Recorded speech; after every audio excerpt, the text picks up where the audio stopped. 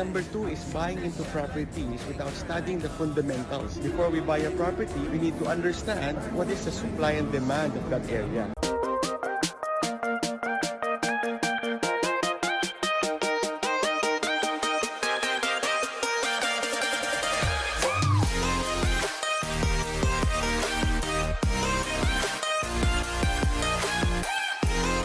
Hindi malugi sa property. Hello mga classmates, mga friends. I get this question all the time. Paano bang hindi malugi sa real estate? Have patience. You know friends, property is long term. During the time of our lolos and lola, titos and tita, they will keep and hold on to their property for many years. And this is the way that the property price goes up. Lately, ang mali ng marami is they become very excited. Gusto natin jackpot and instant na mag-make money na agad yung property natin. Sometimes, I get questions as, Sir Carl, how much will this be in 1 year, in 3 years, in 4 years? Pwede na ba akong mag-sell after 2 years? Real estate is a long-term play. Do I know it is the right price, not too high, not too low? Follow me for more advice on real estate. Hello, this is Carl D, your property guru. The third method is what they call the income approach method. It simply means, ano ba yung potential rental income of the property? So if today's rate is, let's say, 3-4%, you can increase your price, selling it at 12 million to maybe 20 million. With a 20 million property, then the returns will probably be around 6%. So it will still be enticing for your buyer to buy the property with a 5-6% return. You sell it at 20 million. If you want to sell it at 30 million, the rate will further go down. Sell it at 30 million, the buyer will now think, am I willing to spend 30 million to get 120 million a year? But that's maybe what, 3-something return? So there you go. That is how you do the income approach method. You think of your buyer, how much they are willing to pay to get that income that is within the property. Here in Singapore with the F1 at the background, I hope you don't make the same mistakes I did when I was young. Paano nga ba hindi malugi sa real estate? Hello, this is Carl D and I'm sharing with you tip number 2 on paano wag malugi sa real estate. Tip number 2 is buying into properties without studying the fundamentals. Before we buy a property, we need to understand what is the supply and demand of that area. Is the product we are buying limited? Is there a strong rental target market? Is the price we're buying reasonable? Kaya ba natin i-manage yung property? Like make it nice, advertise it to be rented out.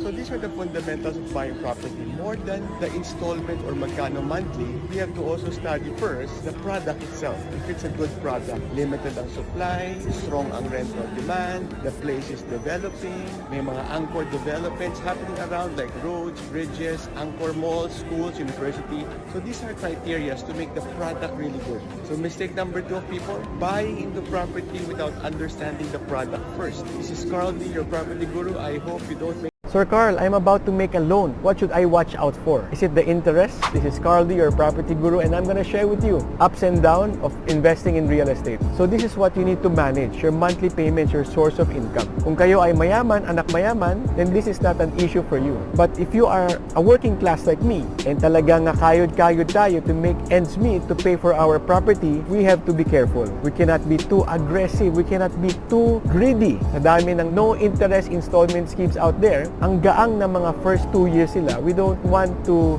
buy 1, 2, 3, 4, 5 properties and then mabibilaukan tayo. So the usual challenge of installment, especially if it's with the bank, is yung term niya. Kasi sometimes you will take a 15-year, 20-year loan. And hopefully, if everything falls into place, ang income natin ay ideally umaangat-angat, di ba? But of course, we have to also accept na what if sudden change, another pandemic happen, and yung job natin, napalitan na ng AI, at bumaba yung salary natin. So we have to consider that. We also have to consider that there might be rate changes. In other countries, their rate used to be just 3% and now it jumped to 6%.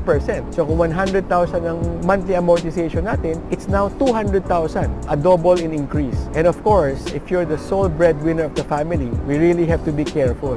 Kasi syempre, pag nagkasakit tayo as a sole breadwinner, wag naman sana, and we are not able to find work or get income, then talagang magkitip ang scale. Kasi we lose our income, but we increase medical expense. So that is really a scary scenario. Be conservative. Huwag tayo masyadong greedy. But what's nice about property is, if it's the right property, and there's a strong demand and strong appreciation, as long as you price it the right way or a bit lower, you should be able to sell it out to the market. Maybe not as fast as we want it, but hopefully it's a good property and there's a strong demand. This is Carl D, your property guru, and I share my experiences about real estate. Follow me and subscribe for more real estate tips. At what price should I sell my property? Follow me for more videos on real estate. Hello, this is Carl D, and today I will be talking about the second technique. So there are 4 techniques in total, which I will share in the next videos, and you can add it all together to create an ultimate price guide. So the second technique is cost approach technique. Is simply saying, if it's a house loan, how much is it to rebuild that house? The answer will lie in the market if they are willing to buy it. So if you're pricing it at 10 million, somebody wants to buy it at 12 million, you know that they're willing to pay over the top price for your property kasi there's something unique about it. You put it in the market for 10 million pero matagal na walang bumibili at lahat nagsasabi na o baka we can buy for 8 million, that the market is telling you the value of a property is 8 million. And then ultimately you can make your final decision if you want to let it go at the price that the market is willing to give. If you're not okay, and you can hold on to it until the right buyer comes. Singapore right now with the F1 in the background. Baka hindi pa right time for us to buy property. This is Carl D, your property guru. Okay ba yung sinasabi nilang zero down payment or creative financing? Here's my answer. First, if wala pa tayong pan down payment, I highly encourage you, baka hindi pa right time for us to buy property. Ideally, you would have 50% of the full property purchase price bago ka mag-go into installment. Meaning kung 5 million yung property, ideally you have 2.5 million. That's ideal. But of course, in today's world, you can now buy a property with 10% down or 20% down. What if wala pa akong 20%? Pwede ko bang utangin yung 20%? The right answer is yes and no. Yes, pwede mong gawin na utangin mo yung 20% and then you borrow 80% from the bank. But personally, I think that is too much because baka mahirapan tayo sa pagbayad sa monthly. So as a personal measure, at least you have 20, 30, 40% of the total price bago ka mag-endeavor into installment purchase or bank loan. Sir Carl, what do we need to watch out for in terms of partnership, joint venture with friends or family? If you're going to go into a joint venture, you need to have those difficult conversations. What is difficult conversation, Sir Carl? Difficult conversation is the opposite of happy and easy conversation. Meaning, happy and easy conversation, magkano kikitain natin dyan? Anong gagawin natin sa pera? Pag nag-profit tayo, mag-abroad ba tayo? Pupunta tayo sa Hong Kong Disneyland? Anong gagawin natin sa profits natin? How are we gonna share it? Those are the easy and happy conversation. Difficult conversation is, paano pag nalugi? Paano pag walang nag-rent? What if the return is not as how we envision it? What if the strategy of 15 years, 4 years pa lang, one partner wants to separate na? Or what if after 6 years, one partner suddenly got sick at kailangan niya na yung pera niya? Who will be the one to come up with the money? Or what if after 2 years, yung isang partner eager to sell, pero yung isang partner ayaw pa rin magbenta? Or what if nag-pass away yung isang partner? Paano na yung share niya?